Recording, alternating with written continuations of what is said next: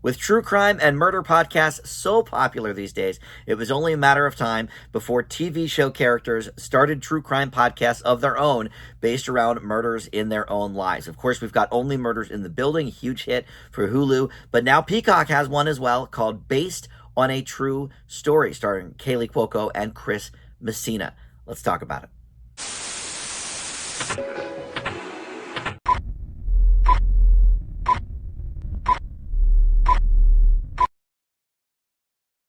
Hey guys, Dan here. This is Dan Reviews It. Welcome to my TV review for Based on a True Story. This is a TV show on Peacock that has been renewed for season 2 a little while ago, so we can expect that at some point, probably in 2024. But this one came out a few months back, and I'm sort of, going through all of the 2023 shows I haven't gotten to watch, and, trying to binge those before we do the 2023 TV wrap-up.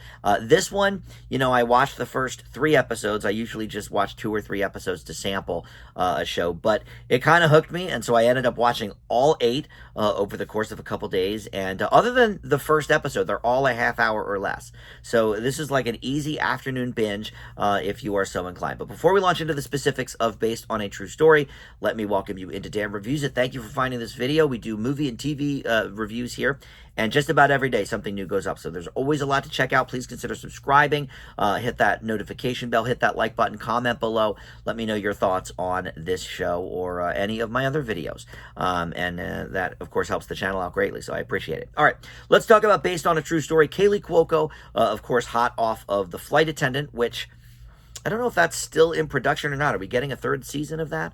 And then Chris Messina, he had a great turn in the movie Air earlier this year, but he may be most known for The Mindy Project. And he's fresh in my mind from that because I did a rewatch of The Mindy Project a few months ago. And boy, they really make his character unlikable in that by the end. If you haven't seen it, I'm not going to spoil it, but, there's that. And Kaylee Cuoco, she made such a name for herself with The Big Bang Theory, but she has certainly been spreading her wings lately with different roles in these shows. Flight Attendant, obviously something, very interesting for her. I think she might have, she's been nominated for awards for it. I don't know if she won an Emmy or a Golden Globe, but I know she's been nominated for many things for The Flight Attendant. But this basically is about them as a married couple on the cusp of 10 years of marriage, and they are pregnant with their first child, which is something that was written into the script for Cuoco's real-life pregnancy. Originally, I don't know if that was part of it, but that was season 1 was being filmed while she was pregnant, so they decided to write that in, and I think it actually added a bit to the characters to make them a little more interesting. He is a former tennis pro that is now teaching tennis lessons, and she is a realtor. And she is true crime podcast obsessed, much like the trio in Only Murders in the Building. And like those guys, Selena and Steve Martin and Martin Short, this couple stumbles upon the identity of a recent serial killer in their own basically neighborhood, in their town. And so they're like, okay, do we turn this person in? Or wait a second, maybe we do a podcast featuring them, and we can make a ton of money by, kind of building a podcast around this real life serial killer, kind of pick his brain, disguise his voice and all of that. And they find that they are in over their heads. Let's just say that, and we'll end it there. All right. So, I like these 2 characters, or leads, I should say, a lot. Kaylee Cuoco, it's easy to kind of dismiss her comic abilities because of The Big Bang Theory. I'm not really a fan of that show. I watched the first few seasons, but like a lot of sitcoms, especially Chuck Lorre sitcoms, after the first few seasons, everything becomes very one note. It's the same joke over and over and over again. And look, God bless them. They made a lot of money on that show.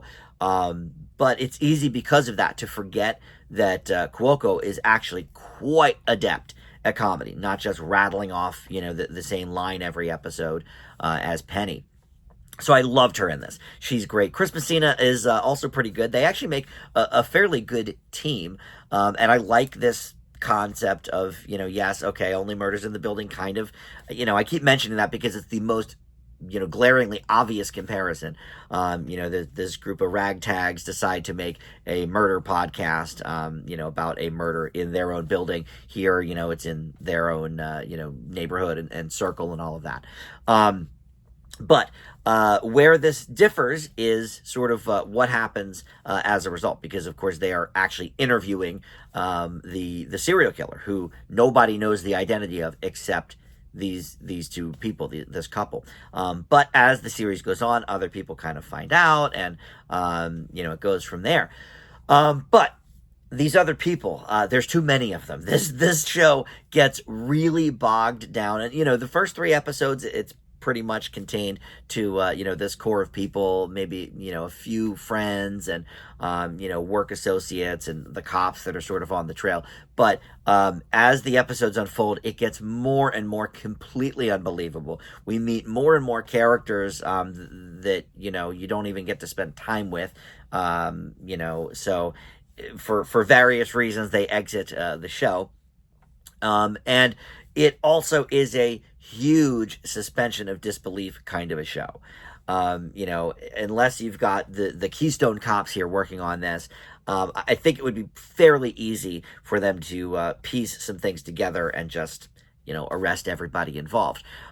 So you have to really suspend your disbelief for how this is all coming off. Like Only Murders in the Building, because it's sort of more of a mystery show about who is the killer, the characters there are learning as we're learning as well. Here, it's all out in the open from the start, and how are they going to try and get away with it? But when it becomes more and more unbelievable, by the end, it's sort of just like, okay, well, they could just make things up as they're going along if reality is thrown out the window. So I do have to dock it a little bit for that. Also, it ends very, very much in a cliffhanger.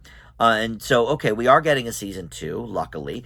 But, with Only Murders, for example, yet again, the main, murder wraps up at the end of every season, and then we pick at a new thread that's a possible sticking point for the following season, a jumping off point, if you will. Here, it's all sort of a, one whole thread that continues. So the cliffhanger at the end is just part of that main thread, and there's so much that's unresolved. I think if this were not renewed, it would be a very, very unsatisfying ending, because so much is just left, unresolved to, I guess, explore further in season 2. But if that season 2 never came, this would have been a real letdown of a series. Because we are getting a second season, I can say, okay, well, sure, but they sure didn't know that when they made it. It wasn't renewed for about 5 months after it aired. So for whatever that's worth, I had to dock it a little bit for that. But overall, I do think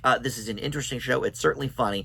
And like I said, I really like that teaming of Cuoco and Messina. I think they work well off each other. And you do believe that they are, a couple that has been married a long time, maybe going through some emotional stuff, especially with their baby on the way, so we explore that. That part I really liked. I because that was more realistic and down to earth, is when we got scenes of the two of them just kind of hashing things out about the marriage or about their fears, of the baby coming and all that. And yes, surrounding them is all this other craziness. And by the end, by episode 8, yeah, boy, you don't know what's going on with almost anybody. And they were really working for that. Okay, let's leave it all hanging for season 2. So definitely not as good as the show I keep mentioning, Only Murders. It's one of my favorite shows of the last few years, so it would be hard to compare to that. But I do leave this with a slight positive grade. I think it's certainly worth watching, especially if you are a true crime fan. I leave Based on a True Story with a B-, and you can stream that now. All 8 episodes available on Peacock. All right, thank you for watching Dan Reviews It. We'll see you next time. Bye.